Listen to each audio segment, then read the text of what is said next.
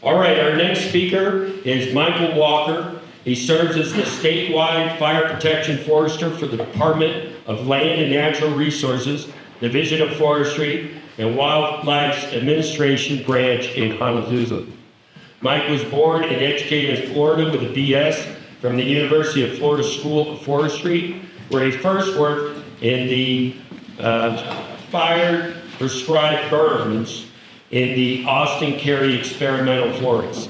He started his conservation career working at the National Park in Hawaii, in Maui, in the Invasive Species Committee. Michael has 24 years of conservation experience across several programs in Hawaii and has been with Forestry and Wildlife since 2017. And he's going to be talking about the conflagration that occurred in Maui. Michael.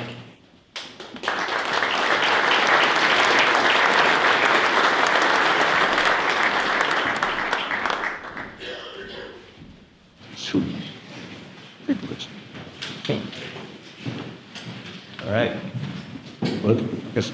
Aloha, everybody. Aloha. All right, it's great to see everybody here. I'm always honored and humbled whenever I come to meetings like this because I just looking across the room, I can see centuries of experience here in the fire service. So it's really humbling. I really appreciate you guys having me out today. Coach Brian got me all in my head earlier when he was talking about the chicken and the pig. Am I a chicken or am I a pig? And there's an egg involved. Did the pig come first before the chicken or the egg? And I was thinking, like, maybe I'm something a little bit different. Maybe I'm a turkey. Because I think with all the lawsuits pending, I'm going to be served up on a platter.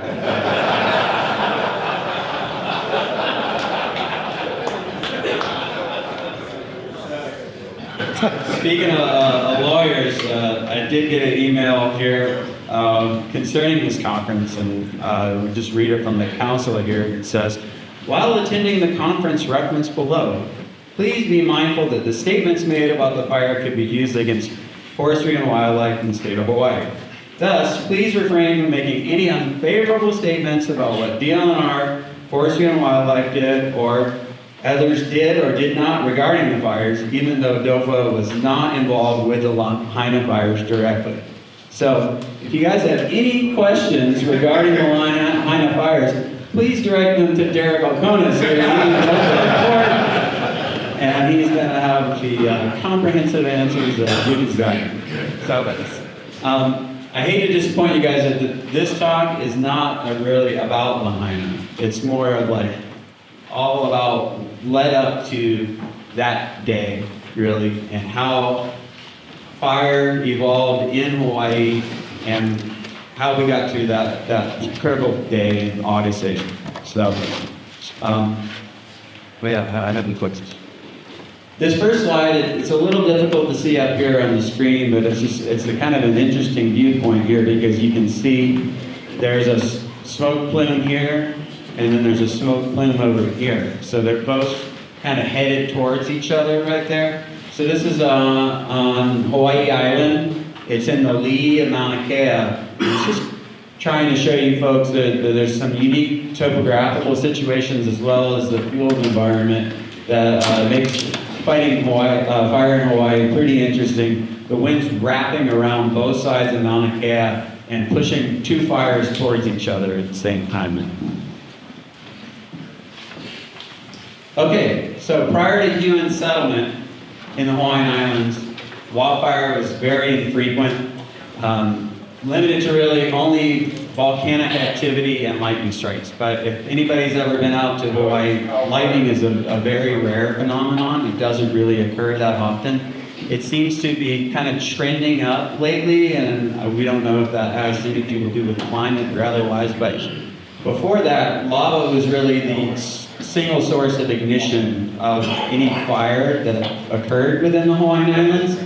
And as the hot spot moves, or as the island chain rather moves further off of the hot spot, lava is really only present for a few 100,000 years, but The island of Kauai, one of the oldest in the main Hawaiian chain, is around 6.5 million years old.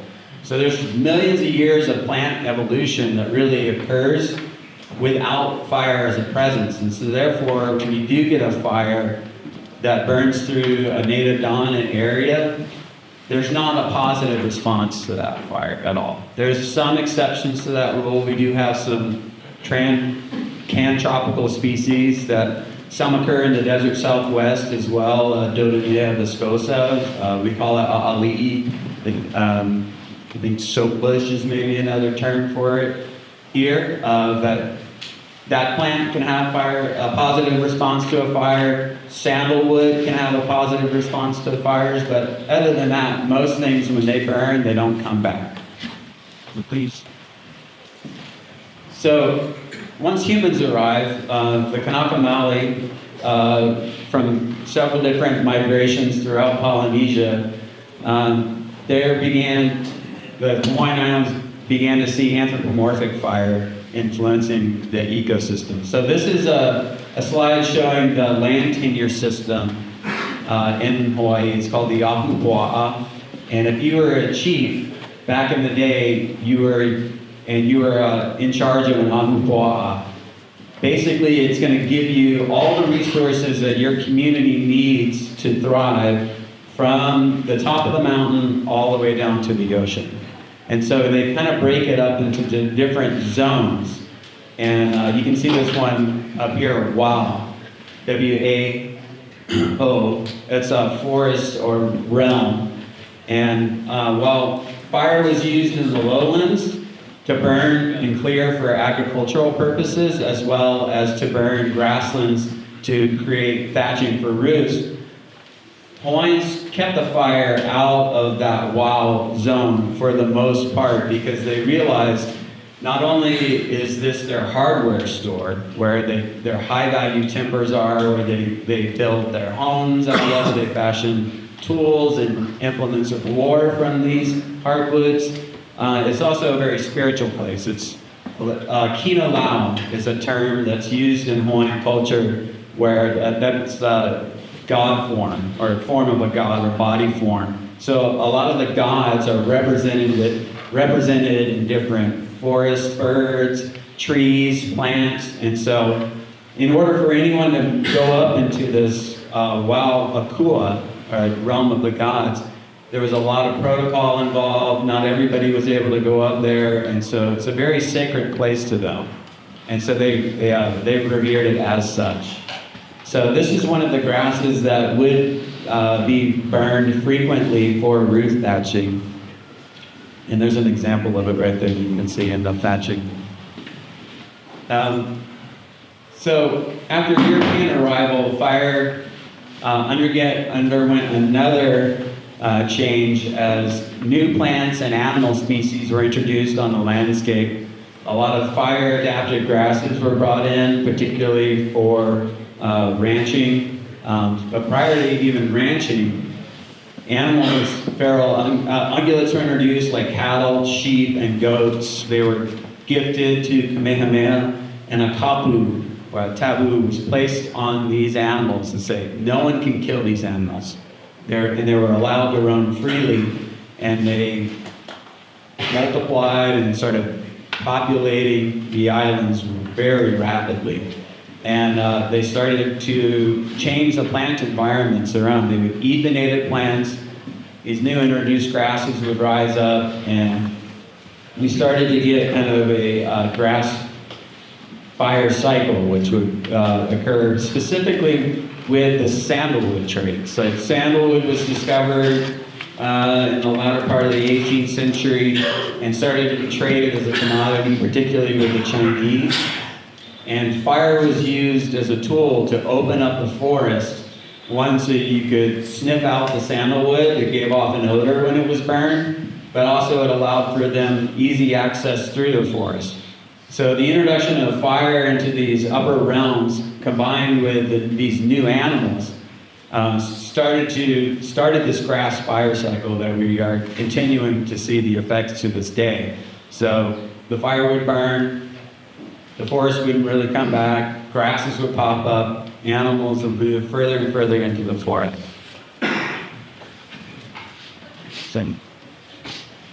So to kind of demonstrate, this is a very dark slide on the screen right now, but this is the Waianae Valley, the Waianae Mountain Range on Oahu, and you can see that there's just a little bit of patch of forest here, there's some trees up here. This is all the result of fire ripping through the mountain ranges and the animals following it. And if anybody's raise your hand if you've ever been to Oahu and been to Manoa Valley. This is Manoa Valley in the turn of the 20th century. So it's quite a different place than back then than it is today. The deforestation was so intense that this wet, moist valley, tropical valley that we're all used to today became a grassland for the most part. And those are all taro patches and rice paddies that are in the valley floor that is now mostly just housing these days. But up on the slopes, you can see it's just dominated by grass. So in the end of the 19th century, there was a bit of a war going on between the sugar planters and the ranchers, because the sugar planters they're mostly drawing surface water in order to irrigate their crops. Manoa Valley, the streams are starting to run dry, and that's because water follows the forest in Hawaii. If there's not a forest there to capture the water, then a lot of it just runs off into the streams, and then eventually it just starts drying up. And so there was all this war in the Kingdom legislature about, hey, you guys need to fence in your animals, we're running out of water, and the ranchers didn't want to fence in their animals, they were more into open range. And the problem really started to exacerbate by the beginning of the 20th century, where the deforestation problem really affecting the water supplies. So, despite the spread of novel fuel types of these grasses that were introduced for ranching, plantation agriculture also rose up through the 19th century, particularly as a result of the Great Mahele, which occurred in 1848. It was the privatization and parceling out of land. So prior to that, only the elite held land title, and really private land ownership was really a foreign concept to the Hawaiian people at the time. There's a saying in Olelo Hawaii, it translates as the land is the master and man is the servant. So everyone grew up with this philosophy that the taro plant itself, which is the main carbohydrate staple of the Hawaiian people, is the older brother of the Hawaiian people. And they take care of taro takes care of them. And so no one really had like a concept of like, I own this land. No, the land owns me. So once the land was privatized and became distributed into the hands of different elite or the chiefs of the islands, they started to parcel it out and sell it, and a lot of it got sold out and became a lot of the plantation lands that existed for the most part throughout the 20th century. During that time, though, the plantations, they had the machines, they had the water, and they had the workers out there. So they would burn sugarcane prior to harvest, but any kind of fire that ever got out of prescription, they were always on it. They had everybody there, and they could take care of any kind of slop over. And so for the most part throughout the 20th century, there's a relatively low frequency and size of fires. So fast forward to the 1960s, Hawaii has become a state. Labor unions have been created and organized, and the population really, still at that point, was concentrated into the urban core of Honolulu. About 81% of the folks throughout the state live in the urban core of Honolulu. But through rapid development of the tourism industry, as well as housing, more influx of people from the United States as well as around the world, the population starts to grow immensely. And because of labor unions and tariffs on sugar declining, Hawaii's ability to compete in the sugar industry started to decline, starting in the 1960s. And rapidly through the 80s, all the way up to 2017. So Hawaiian Cane and Sugar Company, which was a subsidiary of Alexander and Baldwin, they harvested their last crop of sugar in 2016. And at the same time, fast forwarding to 2020, state population goes up to about 1.5 million, and Honolulu's share of the population declines to 68%. So what that means is there's a lot more land opening up, and a lot more people are kind of moving to the outer, not only the outer parts of Oahu, but moving to the outer islands. And as these lands are being developed, the most profitable farm product you can have in Hawaii these days is residential development or housing. So you can see right here, this is 1980. So the purple, the bright purple there is sugarcane plantations, and that light green is our ranches. There is a pineapple mixed in there, here and there, in the orange, and some other plantation crops like coffee and such. We fast forward to 2015, massive decline in ranching, massive decline in sugar, and what I was talking about earlier there, that HC&S property, 2016, that purple right there, that's about 34,000 acres in the Isthmus of Maui. And bump it up one more year, that's completely gone. So, all these zoned ag lands are now sort of open to agricultural development. And basically, we started creating WUIs over and over and over again without any kind of wildland urban interface code in the counties. So there was a lot of communities that were developed with one way in, one way out. There was nothing to tell anybody, hey, you gotta put a fire break around your community. None of that stuff was in place. Really only the code, the fire code is really focused on the built environment, not on the wildland environment. So let's see if I can get this to play. Oh. Sorry, I'm sticky thumb here. So this is just something you can look up in Google Earth yourself too. You can see that like this western part of Oahu right here is really what former plantation lands with pineapple and sugar. You can just see that a lot of it, as the timeline moves on, that it starts to become more and more urban. Kind of darker. And the similar scenario is occurring on West Maui. So this is the 80s. Sugar's pretty much declines right there. Here in the 90s, you're going to start to see the houses start popping up throughout those. There they go.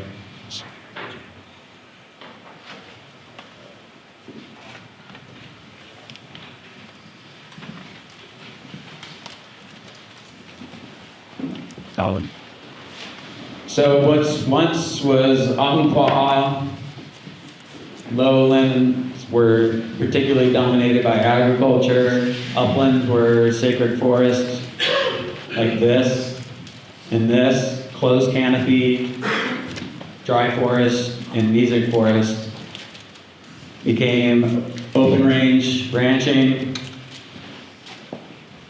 and then became this. So this is fountain grass, and it's raise your hand if you've ever been to the leeward side of the Big Island. When you fly into the airport, this is what you see covering all of the old lava fields and everything like that. This is up near Parker Ranch. Highly adaptable to many environments, can grow in some of the driest conditions, and spreads rapidly and responds very positively to the fire, and wind dispersed seeds. So wherever the wind blows, these seeds are going to go. And so this sugarcane on Maui and pineapple turned into this. So this is guinea grass. It can grow 6 inches a day in optimal conditions, and 6-foot-tall guinea grass can throw 20 to 30-foot flame lengths. So if you've never really seen the grass fire is like once again. Fire burns the forest, grass replaces it, keeps moving up Malco or up the mountain. So dryland forests are the most endangered ecosystem in Hawaii. There's less than 2% remaining, yet they're home to 40% of all the native land plants. Insects, spiders, etc. Even our native bat are really our only land mammal that we have that's native to the islands. And the foresters have been discussing this since 1902 or so. Fire is well known in forestry. That fire's effects on the forest and the watersheds are documented throughout the 20th century in forestry. However, fire never really started to affect the built environment until just maybe the last 20 years or so. So there's all these old quotes about damage by goats and fire service in 1908. We witnessed severe droughts. So we witness severe droughts to this day in many parts of the territory. In record regard to the forest fires is the most satisfactory one. Practically no damage has been sustained through forest fire, for in every case where a fire started, it has been quickly checked and extinguished. So that was back then. That is not the case these days.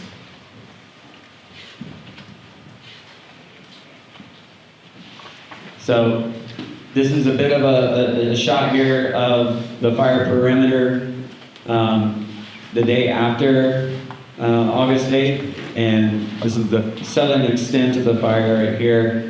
And thankfully there was some community efforts that were occurring near Longview Pocoa Beach Park that the fire burned up to a break that folks had just been working on prior to that, and you can see some kind of hard lines in there where the fire slowed down and eventually stopped when its lateral spread. So for anyone who hasn't ever seen a guinea grass fire, here it is. Please disregard the suppression tactics.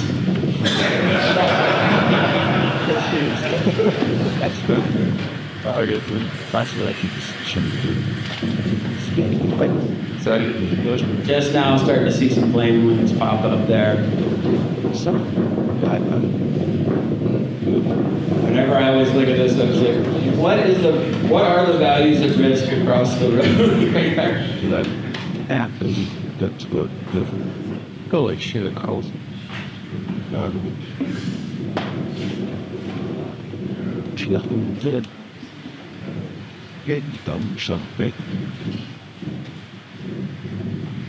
So guinea grass is really unique too, because even though it's a fine fuel, like per hectare, it can produce about the same biomass that a forest can. But every year, starting around May, June, it just cures until a nice green to brown, and there's just tons of dead grass in there that's just ready to rip, really hot, really quick. And this is just a normal trade wind day. This isn't an outlier wind event like we had in August. So things are getting hotter. What is it? This more. We go to the power channel. Look up that. Take that. Let's wrap it up into So, that it's a ratio. yeah. So, it keeps going. Shovel. Take the wash and pull out the see it. It's just going to So now you'll see it start blanking along the road here. He's you track this one. Already said that. It's a short. Now, this one go up. So this is on Oahu, on Quindia Road. I think maybe this was 2016, I think. Pretty fast and it's dark in that. It would shish out. It's fun. Definitely insurance. So 98 to 99% of our fires are human-induced. We suspect around 30% of them are arson, but because of the limited number of inspectors that each county has, there's a fraction of the wildfires that are actually investigated. Most of the investigators are really overburdened in the structural environment and really focus their efforts there. So there's not a whole lot of determination caused for wildland fires. Sassy Garrett. This is a map of our state, and this is showing ignition density per square mile. And you can really see that the hot spots light up with leeward areas, particularly around the built environment. Anywhere there's a road or access for someone to light a fire or pull off onto the side of the road with their car running. Hot work like welding on a windy day. But there's some interesting points here too, as well as like most people think that the windward sides of the islands are relatively wet, but on windward Kauai you see a lot of ignition there. It's relatively dry on the lowland side of Kauai over there, particularly in the summertime, and so they can get a lot of emissions popping the flag. And also Lahaina was another hot spot there, along with Kakalui right there on the north side of the Isthmus of Maui. So this is really where the rubber meets the road, and you can actually see the effect of the decline of agriculture in the state and how you see a rise in frequency and size of fires as we move from the 1960s to the present day. So you can see that rapid decline in pasture land really is a big driver, but sugar and pine and everything all decline throughout there. And your frequency and size of fires just keeps going up and up. And these are all our fires that we've seen in the last 23, 24 years there. And you can see that the red color there really, this is all post-2016 decline of sugar on Maui there. So a lot of the county guys on Maui said that they saw extreme fire behavior that they'd never seen before starting in 2017.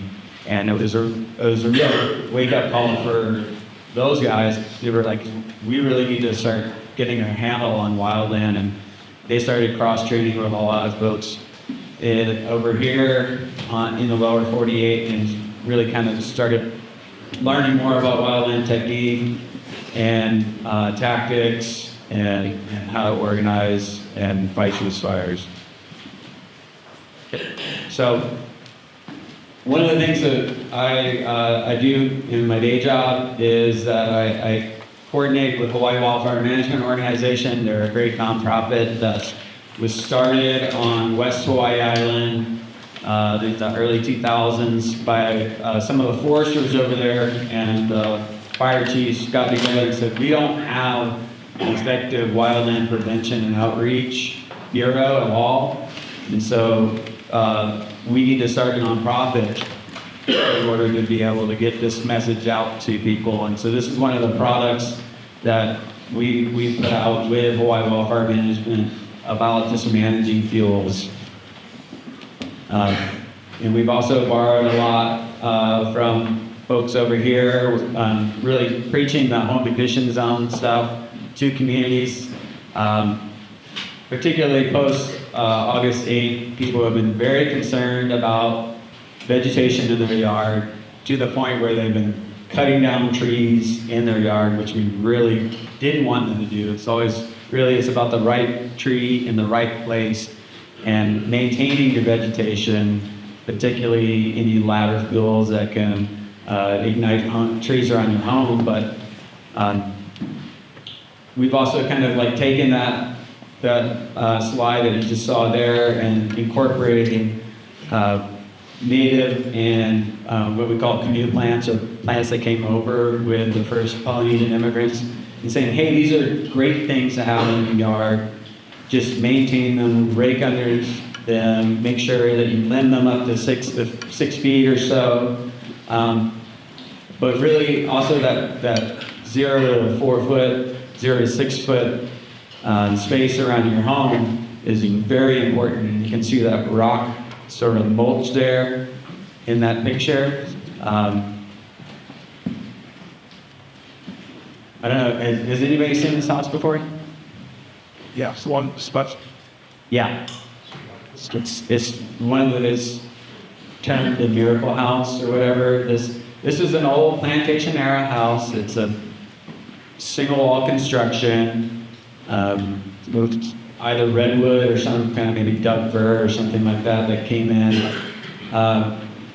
This house was actually not located here on the ocean. It was moved here, and then it got remodeled by people. And because it was in a special management area, they took a painstaking to make sure that they were keeping with the character of the plantation era. So they put a brand new metal roof on it. And then they were afraid of ground termites getting into the posts and piers.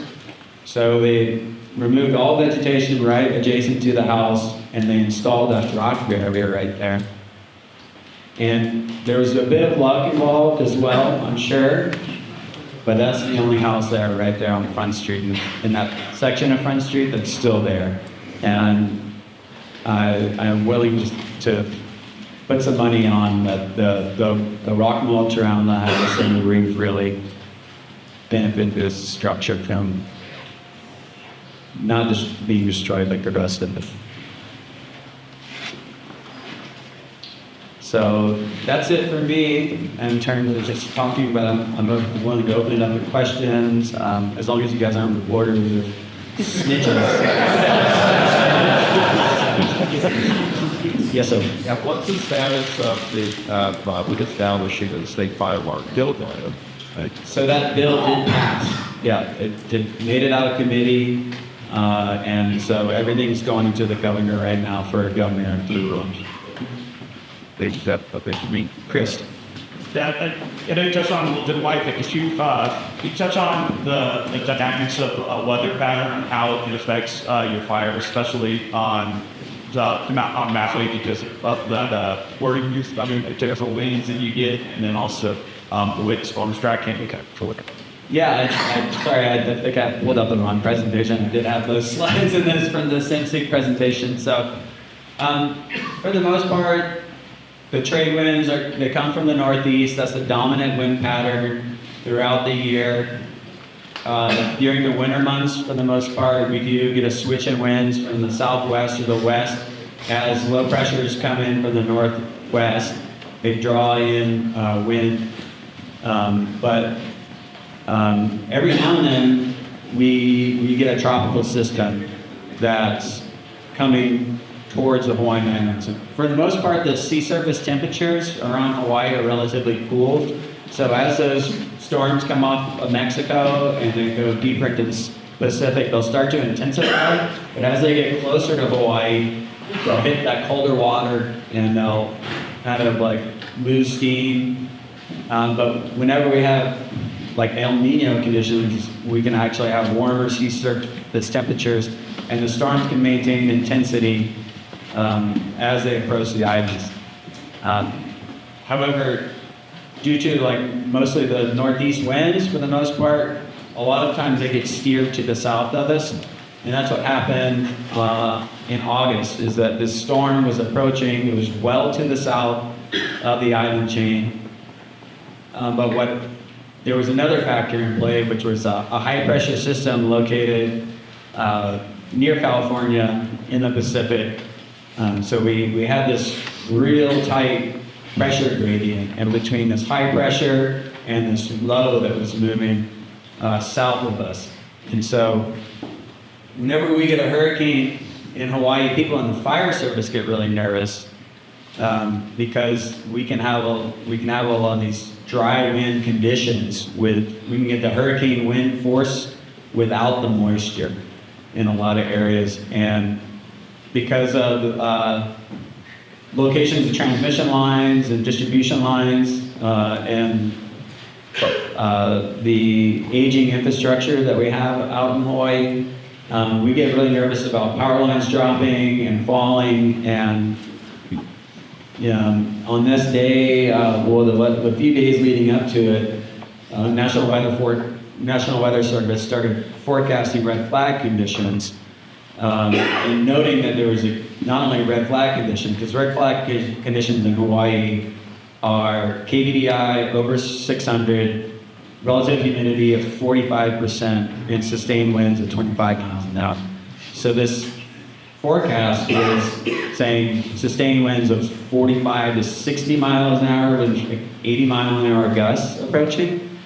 And at the time, there were no weather stations in Lahaina to kind of record those wind speeds, but we did have a RAWS unit on the west slope of Hawaii Island that definitely captured some 60 to 80 mile an hour gusts on that station. And there was also several RAWS stations on Hawaii Island where the RH dropped into single digits. So we had an absolute perfect storm setting up for us. And the way that Maui is lined up with the trade winds is that the wind has to come up over the summit of West Maui, and then it's funneling down in valley. So it's just getting this Venturi effect, compressing the winds in the valley and it's shooting out into the town. So Lahaina was getting probably 80 mile an hour gusts. I'm looking at my expert over here because he wrote the report. So, what's the attitude when the howlies and the angler comes apart, the brush down, the brush clipping, brush pre-flare, the big flags, their reason our attitude, or I mean, it's like traditionally everybody's like, I mean, Hawaii's a mix of Filipinos, Native Hawaiians, Japanese, Chinese. Everybody that kind of grew up in plantation culture is like, one of the things that's always drilled into you, gotta go clean yard, gotta go clean yard. You got, particularly at grandma's house, make sure you're taking care of your vegetation and everything. But there's been a decline in a lot of, that kind of like unity spirit across the state, and I wouldn't say it's necessarily like Hollies versus like everyone else. So like, I mean, there is a thing called Kill Holiday at the elementary school where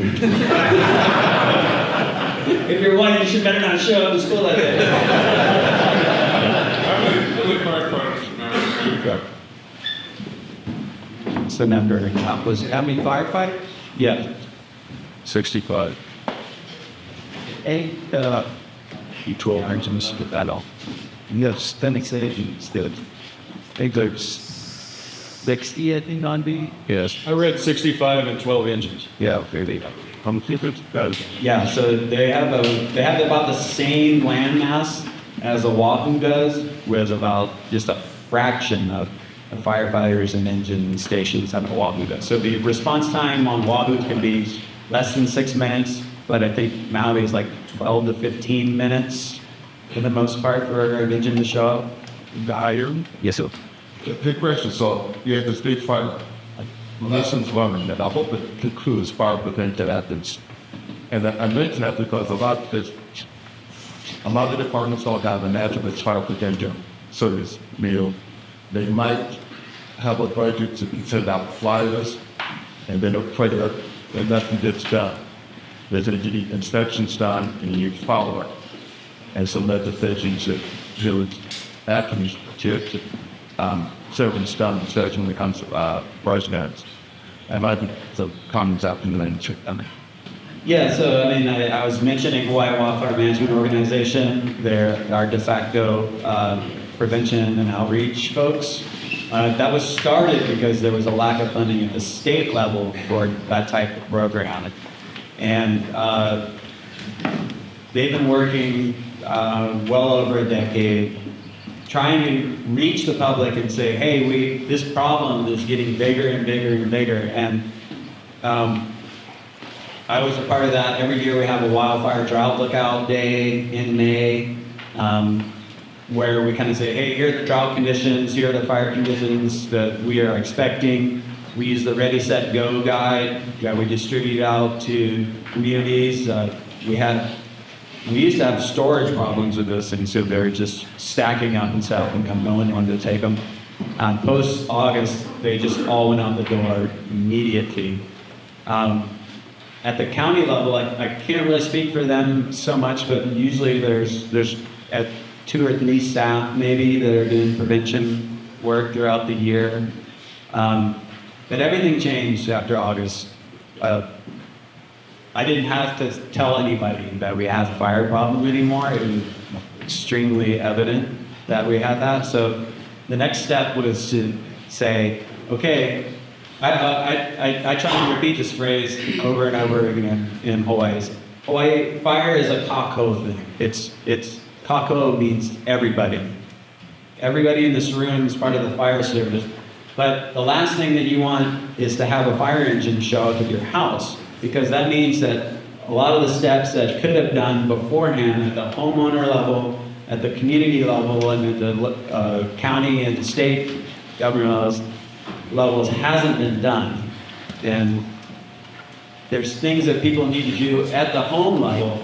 And so Firewise communities, we had like 14 or so. That was kind of our peak number there prior to August.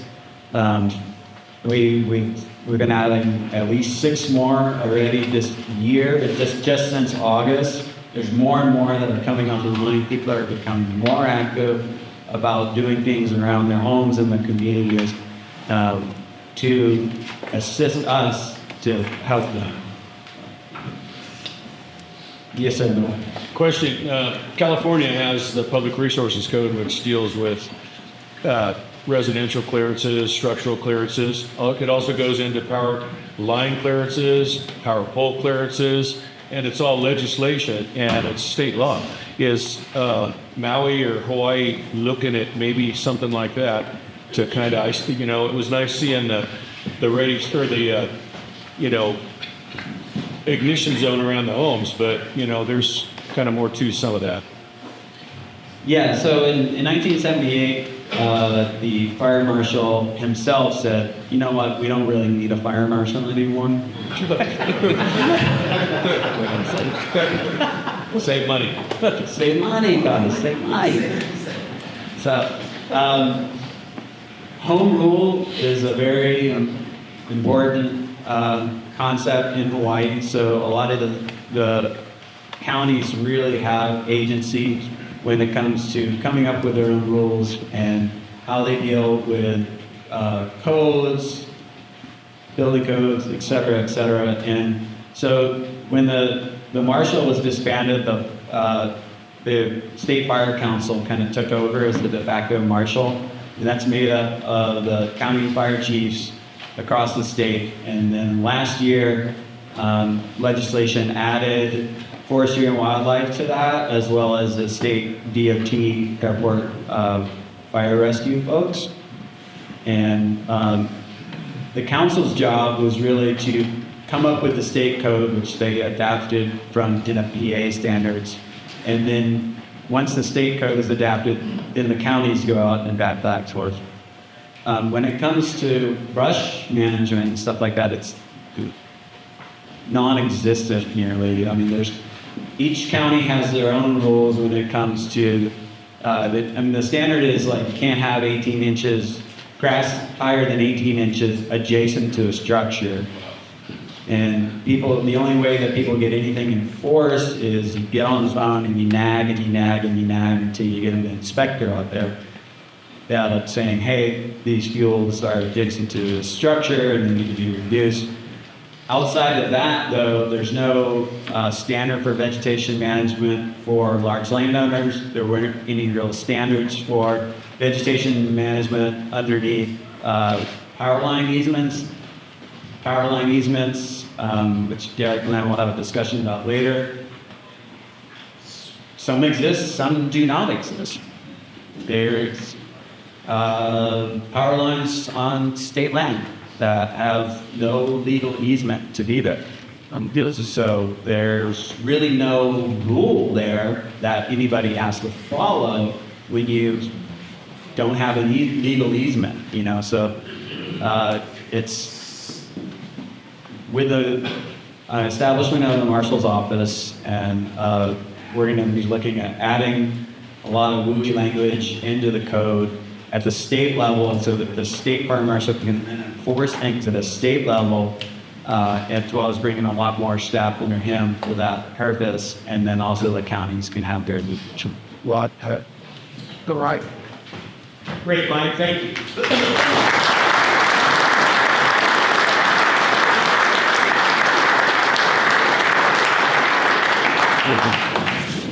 I would love this. Yeah, before. Yes. Yeah.